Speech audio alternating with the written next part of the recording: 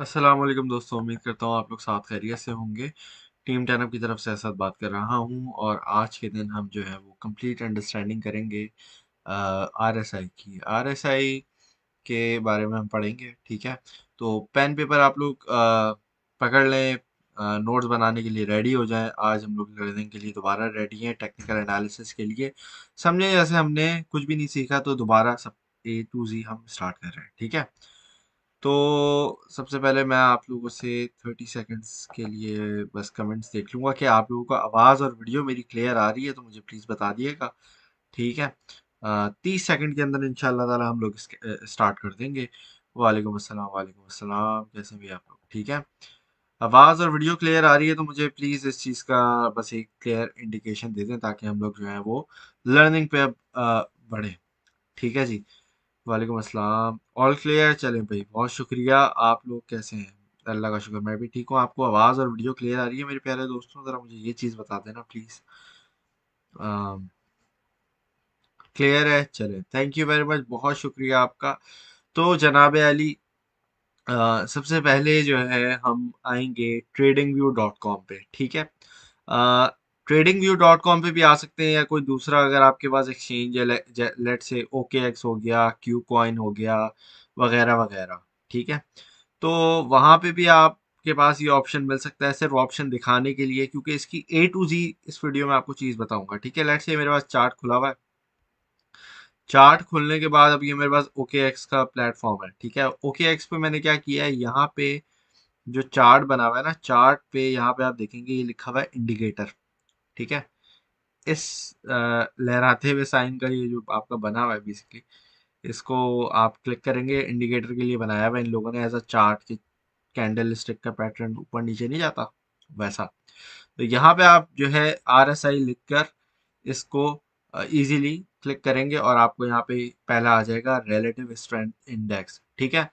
तो हर प्लेटफॉर्म पे ये हर अच्छे प्लेटफॉर्म पे ये फंक्शन आपके पास मौजूद होगा। आपके पास डिफरेंट टाइप्स ऑफ चार्ट्स हो सकते हैं, ठीक है। एक तो ओरिजिनल चार्ट होगा, हो सकता है इनका, उसके अंदर भी आपके पास इंडिकेटर का ऑप्शन होता है जहाँ पे RSI आपकी आ जाती है, ठीक है। और एक होता है ट्रेडिंग व्यू का। ट्रेडिंग व्यू का हम यूज़ करते हैं यूजुअली, लेकिन अगर आप ओरिजिनल वाला भी चाहो तो कर सकते हो, ठीक है। मैं ट्रेडिंग व्यू पे अभी आपको दिखाता हूँ किस तरीके से इसको यूज़ करना है। तो आपने ऑब्वियसली सर्च सिंबल में लिखा, जैसे मैं बोलता हूँ BTC USD, मैं इसका निकालता हूँ चार्ट, ठीक है। ब्रिटिश टाइम का मैं चार्ट निकाल लेता हूँ यहाँ पे, और ये मेरे पास जो है चार्ट आ गया, ठीक है। अच्छा, अब इस पे हम क्या करते हैं, यहाँ पे आपके पास लिखा हुआ है इंडिकेटर, ठीक है। टॉप राइट कॉर्नर पे ये आप देख सकते हैं, मैंने ज़रा जूम इन भी कर दिया, लिखा हुआ है इंडिकेटर्स, और यहाँ चार्ट भी बने हुए हैं इसके, जहाँ पे मेरा भी कर्सर है, ठीक है। इंडिकेटर्स, मैट्रिक एंड स्ट्रेटजीज, ये सारी चीज़ें लिखी हुई हैं। आप इस पर क्लिक करोगे जब, तो आपके पास ये इस तरीके से पॉपअप खुल जाएगा, ठीक है। अब यहाँ पे तो अभी क्योंकि मैंने इसको फेवरेट किया हुआ है, ठीक है। मेरे पास अगर आपका कोई फेवरेट इंडिकेटर है तो आप इसको यहाँ पे फेवरेट भी कर सकते हो, ठीक है। लेट से मैं लिखता हूँ RSI, तो यहाँ पे बहुत सारे किस्म के RSI आ सकते हैं। स्टोकेस्टिक RSI भी आ सकता है, उसको हम बाद में देखेंगे इंशाल्लाह ताला। लेकिन आज हम नॉर्मल रिलेटिव स्ट्रेंथ इंडेक्स को देख रहे हैं, तो यहाँ पे आप इसको फेवरेट भी कर सकते हो, ठीक है। तो ये मैंने लगा दिया, मेरे पास ऑलरेडी नीचे लगा हुआ था, लेकिन मैंने दोबारा लगा दिया आपके लिए समझाने के लिए।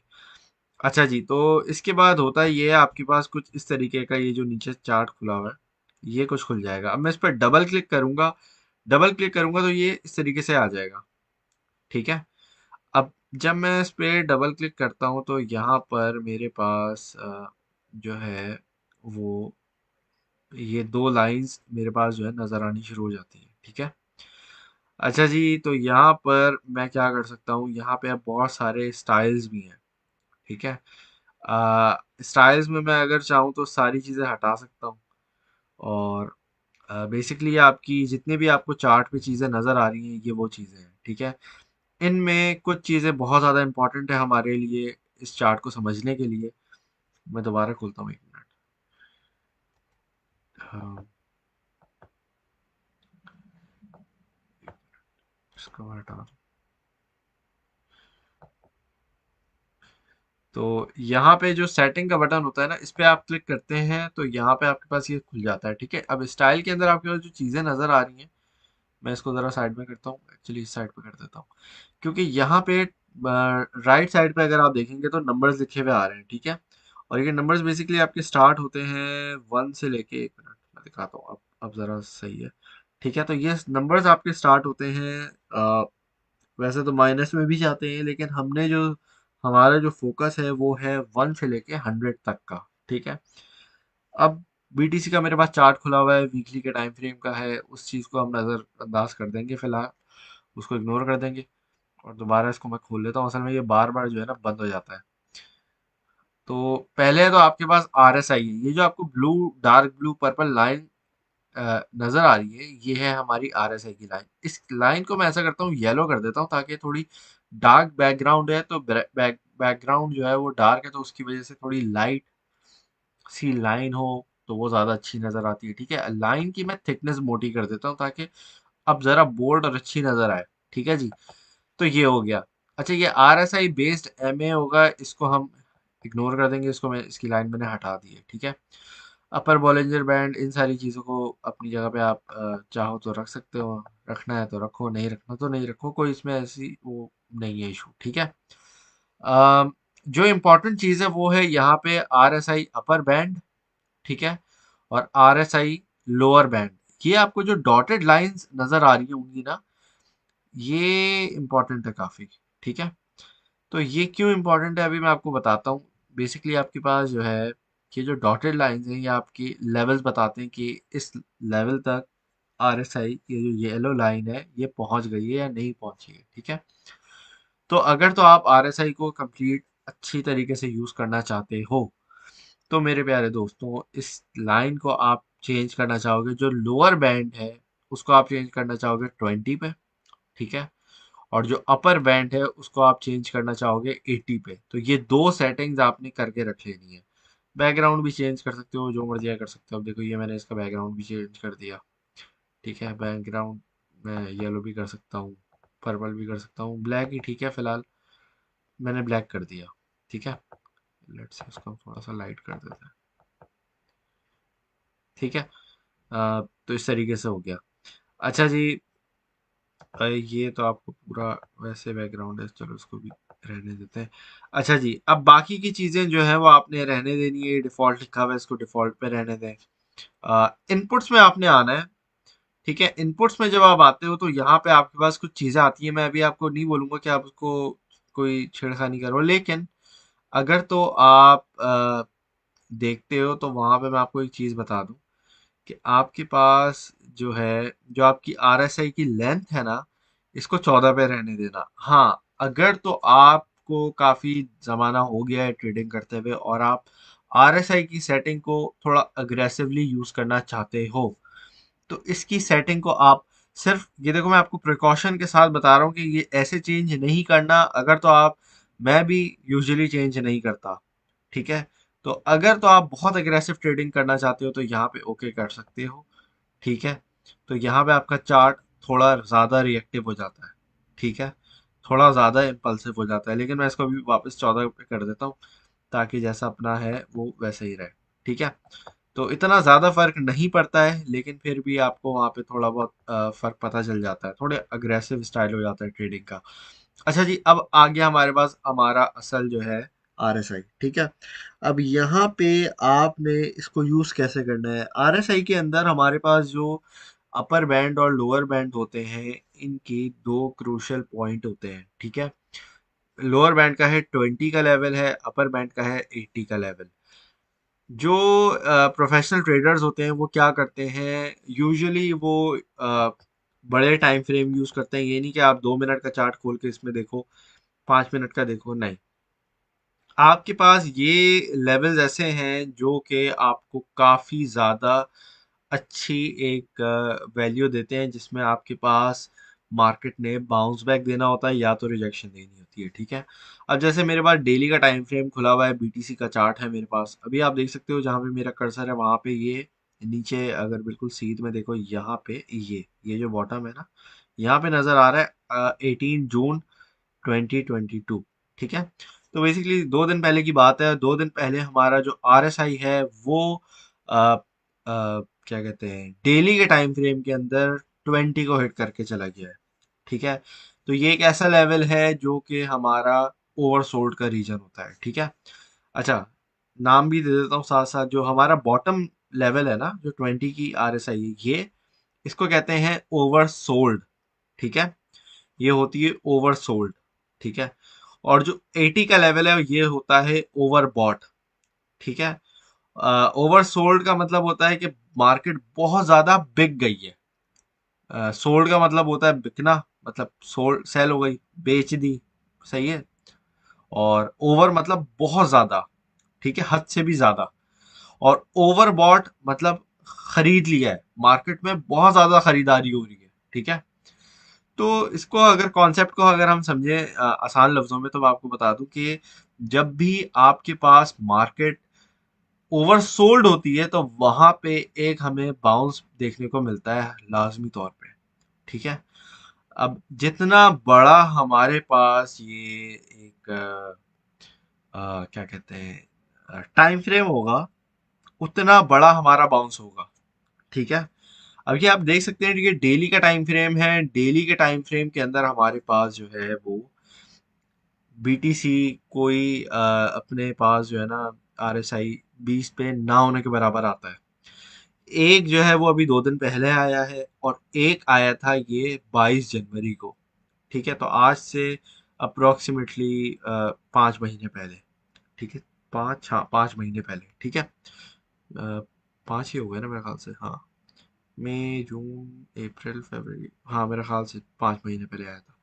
ठीक है, तो ये जब भी आपके पास क्या कहते हैं 20 की RSI पे आते हैं, तो आप देख सकते हैं कि इसका जो एक अप ट्रेंड मूवमेंट होती है वो अच्छी खासी चलती है। और जैसा कि आप देख सकते हैं कि हमारे अभी 29 मार्च को जैसे कि BTC ने अच्छा खासा पंप लिया था, जिसमें हमारे पास जो है डेली के टाइम फ्रेम में इसने 40 तकरीबन 48,000, एक मिनट, हाईएस्ट ढूंढना चाह रहा हूँ मैं इसका। हाईएस्ट 48,200, एक नहीं, हाँ, $48,234 का इसका हाई लगा था। ठीक है, और उस वक्त हमारी RSI भी जो है वो 70 की जोन में चली गई थी। अच्छा, अब आप एक सवाल पूछ रहे होंगे कि ये जो है इसका प्राइस से कैसे पता चलेगा हमें। तो देखो, जरूरी नहीं है आपको प्राइस से पता चले। हर बार जरूरी नहीं होता है कि आपको पता चलेगी कि RSI अगर इतना जाएगा तो कि BTC की प्राइस क्या होगी। अगर क्योंकि आप डेली ट्रेडर हो और आप एनालिसिस करते हो डेली बेसिस पे, तो आपको ये आइडिया होना चाहिए कि आपने RSI पे देखना है ज़रूर। ठीक है, क्योंकि RSI इस मार्केट के अंदर बहुत ही एक वैल्यूएबल इंडिकेटर मौजूद है। अभी मेरे ख्याल से अगर टॉप 5 इंडिकेटर होंगे तो RSI उसमें टॉप 3 में ज़रूर होना चाहिए आपके पास। ठीक है, भले वो टॉप थर्ड, नंबर 3 का ही क्यों ना हो, लेकिन ये होना ज़रूर चाहिए। मेरे पास RSI जो है वो नंबर 2 पे बैठा हुआ है। नंबर 1 पे एक्सपोनेंशियल मूविंग एवरेजेस वो बैठे हुए हैं। ठीक है, तो इस तरीके से आपने RSI को यूज़ करना है, इतनी इंपॉर्टेंस देनी है, क्योंकि इसकी जो फीडबैक है, इसका जो इम्पैक्ट है मार्केट के ऊपर, वो आपको क्लियर तौर पे नज़र आता है अक्सर। अच्छा, मैं फर्दर अगर पीछे जाता हूँ तो आप देख सकते हैं कि जब जब मार्केट के अंदर एक डाउन ट्रेंड आता है, जैसे कि हम 2021 की, मतलब पिछले बुल मतलब जो 2021 में हमारे पास बुल रैली स्टार्ट हुई थी, वहां पे आप देख सकते हैं कि जब डंप आया था वहां पे RSI हमारा जो है हिट करके गया था 22 को। ठीक है, अप्रोक्सीमेटली 22-23 को हमारा RSI हिट करके गया था, जो कि एक अनदर बाय का सिग्नल बनता है। तो यहाँ पे जब भी आपके पास ओवरसोल्ड में मार्केट आती है तो वहां से एक रिवर्सल हमें देखने को मिलता है। ठीक है, और यहाँ पे आपके पास हिस्टोरिकली भी स्पीकिंग यही होता है। ठीक है, अच्छा, जब भी ये होता है तो ज़रूरी नहीं है आपने क्या कहते हैं, जब भी हमारे पास जो है यहाँ पे 20 पे RSI आता है, तो आपको अ, ज़रूरी नहीं है कि आप पैनिक में आके हर चीज़ सेल कर दो। ये जो हमारा लेवल होता है ये खरीदारी करने का लेवल होता है। ठीक है, क्योंकि अक्सर लोग नीचे गिरती हुई मार्केट में सेल करते हैं, तो आपने अपने माइंड को ट्रेन करना है कि जब भी मार्केट ओवरसोल्ड की पोजीशन में हो, स्पेशली इन डेली के टाइम फ्रेम के अंदर। ठीक है, डेली का टाइम फ्रेम और RSI की नॉर्मल सेटिंग एक समझे क्रूशल हमारे पॉइंट्स बनते हैं। जिस तरीके से मैंने आपको 200 मूविंग एवरेज और 1 आवर का चार्ट और 12 कैंडल्स का एक कॉम्बिनेशन बताया था, तो मैं आज आपको एक नई चीज़ बता रहा हूँ, वो है हमारा डेली का टाइम फ्रेम, नॉर्मल आरएसआई की सेटिंग, और 20 आरएसआई आपकी जब हिट हो तो वहां पे आपने कुछ ना कुछ बाय करना होता है लाजमी तौर पे, ठीक है। भले आप अपना 20-30% कोई भी एंट्री अपनी पार्ट में बनाओ, लेकिन एंट्री जरूर बनाया करो, ठीक है। तो यहाँ पे पैनिक नहीं हुआ करो, आराम से रिलैक्स होके अपनी एक एंट्री बनाया करो। भले आप वो कोई भी कॉइन बाय बाय कर रहे हो, जरूरी नहीं है वो, हो सकता है बीटीसी हो या कोई और भी कुछ भी हो सकता है, ठीक है। तो ओवरऑल मार्केट के अंदर ये इस तरीके से आपको अच्छा एक फीडबैक देता है, ठीक है। अब आप जैसा देख सकते हैं कि अभी इस वक्त हमारे पास जो है आरएसआई सिर्फ लेवल पे बैठा हुआ है, तकरीबन 28.3 पे, ठीक है। 28.3 हमारा एक ओवरसोल्ड का पोजीशन है। अब वो क्यों है, वो इस वजह से है क्योंकि मैंने आपको जब अभी सेटिंग चेंज करने के लिए बताया था, तो उस वक्त आपने देखा होगा कि पहले सेटिंग हुई हुई थी 30 की लोअर बैंड की, और अपर बैंड की थी 70 की। अब मैं आपको एक मजे की चीज बताता हूँ कि अगर तो आप पार्ट्स के अंदर बाय करते हो, तो जब भी आप डेली के, स्पेशली डेली के टाइम फ्रेम में अगर आप बाइंग कर रहे हो, तो 30 की आरएसआई पे भी आप थोड़ी पार्ट के अंदर एंट्री बना सकते हैं, ठीक है। और 20 पे तो आपकी, मैंने बोला, हर हालत में बनती है, लाजमी है।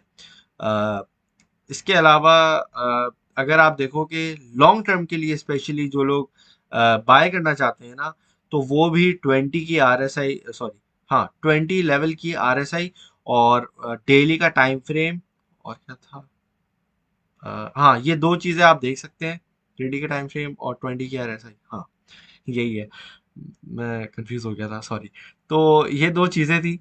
तो ये दो चीजों को मद्देनजर रखते हुए आप लॉन्ग टर्म की अगर आप बाइंग कर रहे हो किसी चीज की, तो वो आप यहाँ पे एंट्री पार्ट के अंदर ले सकते हो हर हालत में, ठीक है। जरूर लो, भले आप 5-10% कुछ भी लो, लेकिन यहाँ पे आपने एंट्री लेनी है। अच्छा, जो 30 वाला लेवल था वो भी आपका ओवरसोल्ड की पोजीशन पे आ जाता है, लेकिन होता ये कि समझो ये एक आपके पास जोन बनी हुई है, ठीक है। 1 से 0 तक, जितना ऊपर 100 के करीब जाएगी आरएसआई का लेवल, वहां उतना ही हमारी मार्केट गिरने का डर होगा। तो हम क्या करेंगे, हमने अपना प्रॉफिट बुकिंग करना होता है। इसीलिए अगर तो आपकी आरएसआई से 70 पे बैठी हुई है, तो वहां पे भी मैं आपको रिकमेंड यही करूंगा कि पार्ट के अंदर कुछ ना कुछ आप वहां पे सेलिंग कर दो, ठीक है। अच्छा, एक और चीज मैं रखूंगा माइंड में, कि इसके साथ साथ अगर आपने किसी और चीज को भी देखना होता है जब आप एनालिसिस कर रहे होते हैं, आरएसआई के साथ जो है वो आप मूविंग एवरेजेस को भी देख सकते हो। जैसे कि मेरे पास अगर डेली का टाइम फ्रेम का, अगर मेरे पास मूविंग एवरेज अभी खुला हुआ है, तो वो लगा हुआ है 200 मूविंग एवरेज का, ठीक है। और यहाँ पे मेरे पास नॉर्मल आरएसआई खुली है डेली के टाइम फ्रेम में, दोनों डेली के टाइम फ्रेम में है। यहाँ पे मैं अगर आपको एक चीज बोलूँ तो वो ये होगी कि अगर आरएसआई को अगर आप देख रहे हो कि वो 20 को हिट करके चला गया है बीटीसी के उसमें, प्राइस में, तो जो रेजिस्टेंस अगर आपने देखनी है, तो पहला आपके पास लेवल बन सकता है 70 का, जो कि आपकी ओवरसोल्ड की पोजीशन होगी, ठीक है। 70 पे लेवल पे आएगा तो वहां पे आपने पार्ट्स के अंदर एग्जिट करना है, सॉरी, ठीक है। एग्जिट यहाँ पे आपने सारा अमाउंट नहीं करनी, थोड़ी करनी है।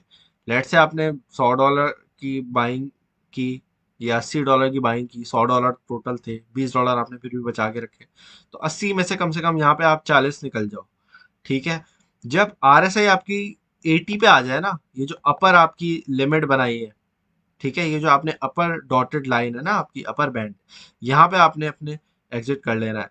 अच्छा, जब आप अपर लाइन पे देखोगे, या 70 to 80 के बीच के अंदर जो यूजुअली होता है वो ये होता है कि मूविंग एवरेजेस आपका एक ऑल्सो रेजिस्टेंस जो है ना वो दे रहे होते हैं, ठीक है।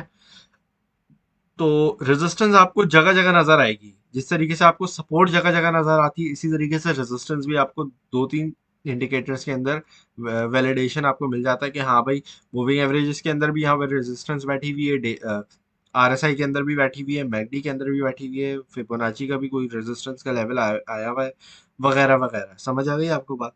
तो आपने जहां जहां आपको कंफर्मेशन मिल जाए कि हाँ यार, यहाँ पे भले जरूरी नहीं है आरएसआई, आरएसआई हो सकता है 65 पे हो, 67 पे हो, लेकिन आपके पास बहुत कोई हैवी किस्म की रेजिस्टेंस बैठी हुई हो मूविंग एवरेज में, डेली के टाइम फ्रेम पे, 200 मूविंग एवरेज बैठी है, तो वहां पे आप थोड़ा बहुत एग्जिट कर लेना लाजमी। मैंने मूविंग एवरेज का समझाया नहीं है, इंशाल्लाह ताला नेक्स्ट लेक्चर में हम लोग मूविंग एवरेजेस का सेटअप डिस्कस करेंगे और उसकी रेजिस्टेंस को कैसे यूज़ किया जा सकता है, और आरएसआई की जो हमारा टेक्निकल एनालिसिस इंडिकेटर है, इन दोनों की जो क्या कहते हैं कॉम्बिनेशन है, इसको किस तरीके से यूज़ किया जाता है फर्दर आपकी ट्रेड्स में, ताकि आपकी एक्यूरेसी बढ़े, वो भी डिस्कस किया जाएगा। ठीक है जी। तो होपफुली आप लोगों को आज आरएसआई के जितने भी क्वेश्चंस हैं वो सारे आंसर्ड हो गए होंगे। मैंने आपको टिप्स भी बता दिए, ट्रिक्स भी बता दिए, सही वैल्यूज भी बता दिए। अग्रेसिव ट्रेडर, अगर कोई ट्रेडर वो बैठा हुआ है तो वो भी उसकी भी वैल्यूज बता दी है मैंने आपको। चीज़ों को चेंज कैसे करना है वो भी बता दिया है, इवन कलर भी कैसे चेंज करना है वो भी बता दिया है। ठीक है। तो बस अब आपकी प्रैक्टिस का काम है। आपने जितने अच्छे नोट बनाए होंगे आप उतना अच्छा जो है इस मार्केट में आगे बनोगे, बढ़ोगे, और इंशाल्लाह ताला प्रॉफिट भी बनाओगे। ठीक है जी दोस्तों, तो आप लोगों से इंशाल्लाह ताला कल दोबारा मुलाकात होगी। आप लोग अपना ख्याल रखिएगा, दुआओं में याद रखिएगा। Thank you very much for watching. Allah Hafiz.